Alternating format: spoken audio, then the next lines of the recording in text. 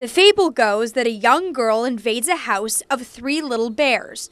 Well, residents of downtown Charlottesville won't be trying these guys' porridge anytime soon. It makes a concern because of children being in the area. It began last night near Burley Middle School. A mother bear and at least 2 cubs were spotted running in the street, then up this tree.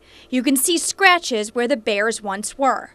Police said that if left alone, the bears would eventually go away. But kids go to school Monday, and no one knows where the bears went.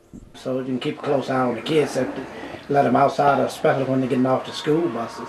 The animal control expert, Stephen Colvin, says that with the loss of habitat, bears need to find a new place to feed.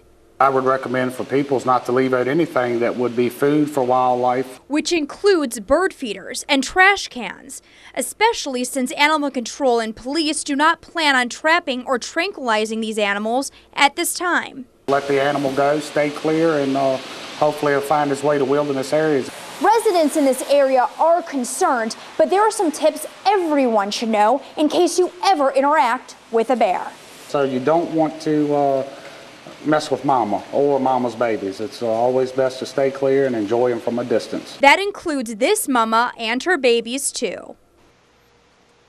Now, our call out to the Albemarle School District wasn't immediately returned, but Colvin says that children should not be in danger when going to school on Monday. Live in the Newsplex, Jessica Jaglois, Wahoo Fox 27 News.